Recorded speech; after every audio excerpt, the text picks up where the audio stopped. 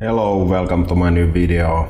Now we are going to talk a little bit about strategy and Porter's generic strategies. And essentially he described how to create profitable strategy and then how to follow the strategy and how to avoid of not getting stuck in the middle. Please comment below on the video. What kind of strategy are you following? Is there something new that you figured out during the video? Thumbs up if you want more of these videos. Thanks. This is Porter Generic Strategies for Service Business, and I'm a dentist, Ville-Pekka Paalasmaa. And Michael Porter, he's a strategist. Michael Porter is from Harvard Business School and he's a professor. He has done a lot of research, written a lot of books about strategy and competition. And he has a lot of models and frameworks for businesses to use them. And I think his company was acquired by Deloitte some time ago. Porter describes different strategies and ways to make your business more profitable. You need to have some competitive edge to do profitable business. Here is 5 forces that describe profitability. We will go more in depth with these later, but these are the 5 forces of profitability, and we will go more in depth with this. Here on the top we have development of substitute products. On top we have development of substitute products or services, and in the middle we have rivalry among competing firms. On the left, bargaining power of suppliers, and on the right, bargaining power of consumers. And on the bottom, we have entry of new competitors. And if you think about this in our marketplace, we have, it's essentially oligopoly. We will go more in depth with this about dentistry, but one thing that I want to address here is bargaining power of suppliers. Because essentially, at least in Europe, we have almost oligopoly. We have only 2 large suppliers. This is Lifco Dental AB, that's Swedish conglomerate, and Plandent. And they have, if they don't own the distributors in other countries, they still have some stock of those companies. So there is little that a dentist can do. And those suppliers, as there is not that much competition, it's super profitable for suppliers, and essentially dentists are paying for that. And your patients are paying for that. I think at least Lifco Dental AB, they have something like 30% of profits. And when you think about the company, it's not at all optimized, but it's restricted. The entry of new entrants is restricted by exclusive distribution deals that are made country by country. So it's super hard to enter if you can't sell products that you want to sell to the dentist. And if you can't sell products, it's impossible, because none of the dentists will buy products from different places, and some products here and some products there. So there's only little to do. And if we go back to generic strategy picture, that's essentially that this video is about. On the top we have low cost and product uniqueness. On the left we have kind of how wide is it, broad or narrow, the market segment. Here we have cost leadership strategy, and here we have differentiation strategy. Here we have focus strategy, and actually this is almost the same. And let's start with cost leadership.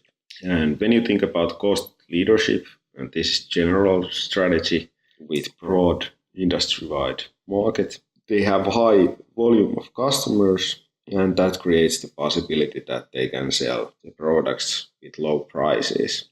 And essentially, they have skill in designing products and creating efficient value chains.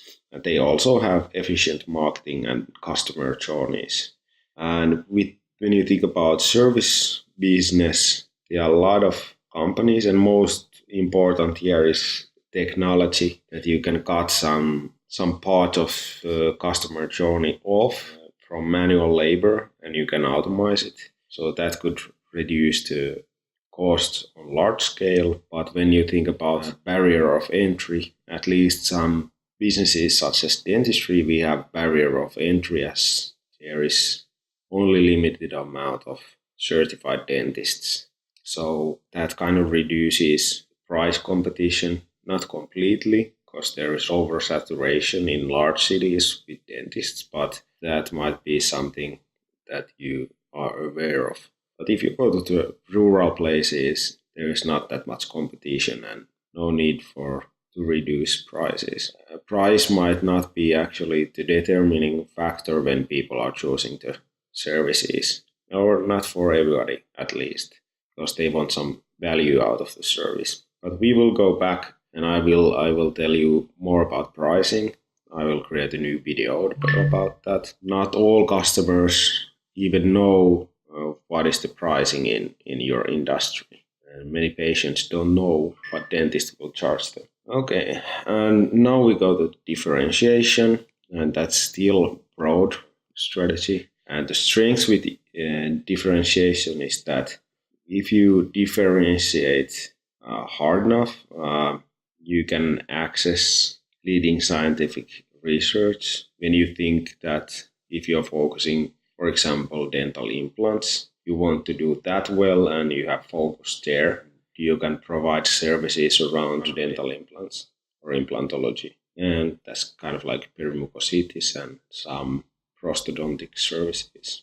But usually that also leads that you have skilled and creative product development team, and you think about the services that you are going to provide to patients. Usually you have strong sales team, because these are high paying ticket items, so usually it makes sense to drive more traffic. Because it's so much more simple if you are focusing on only a few products or few services. It's really easy to communicate why people should buy it. And also branding here might work really good. And also you may command higher prices for this, or at least if it's structured and you have high volumes, relatively high volumes, you can do that with better profitability.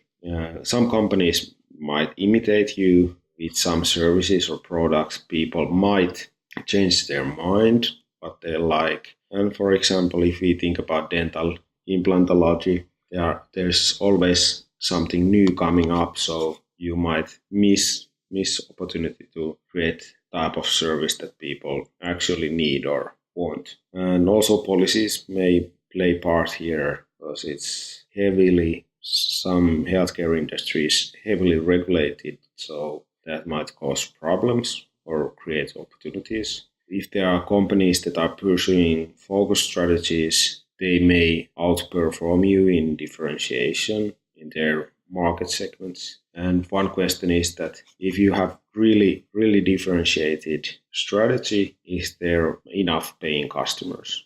And then focus strategy. Here we even more focus on narrow segment, try to achieve cost advantage or differentiation. And this is relatively somewhat the same than differentiation. So if there is enough differentiation, those companies can charge. If they are creating new business models and new services, they might charge higher costs from customers, because there might not be any competition. This strategy just describes that you focus on something and do that well. If you focus on servicing people, customers may become really loyal to you. And usually that's the case in any dental practice. Companies with focus strategy, they have lower volume overall, so it's harder to negotiate with suppliers, cheaper prices. They have strength because they know that narrow segment really well and they can perform better and better in that narrow segment. And the risks are that the biggest cost leader may start doing business in your segment, and start to compete with you directly. Some other businesses might imitate you. That will change how people behave in the segment. Other companies that have focus strategy, they might differentiate even more and may find really narrow sub-segments in that narrow segment. They can serve them even better than you are serving them.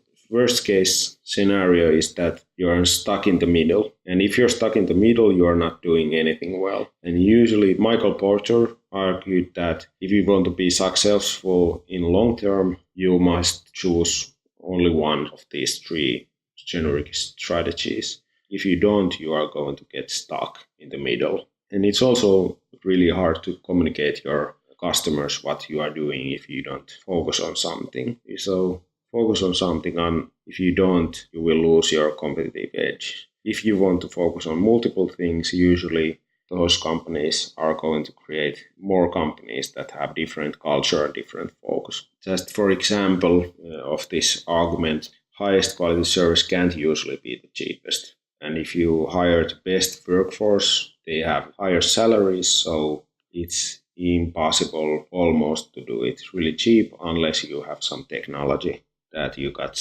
cost somewhere else. And there's something that tells you different, that there are customers that seek multidimensional satisfaction, and they want a combination of quality, style, convenience, and price, and that argues against choosing one strategy. But that's super hard to do at the same time and may not be advised. Of course, there are examples of companies that are breaking this rule, but this is general. If you think here, there is one fast food company. That's just to describe that their McDonald's, their profits are going down and their revenue is going down. They were a hamburger joint. Customer taste has changed in last decades, and now they are trying to be hamburger joint that sells salads, but that's a little bit so that it doesn't really work that well. And then there are phone companies like Xiaomi, HTC, BlackBerry, and you don't really know those companies what they are doing. And Apple is differentiated enough and it commands higher prices and it's extremely profitable. That's all. Thanks for watching the video. Hope you liked it. I really want to serve you really valuable content that really helps you out. Comment below what you thought about the video and what kind of video do you want to have in the future. I really appreciate the comments. Stay tuned, I will create more of these. Bye.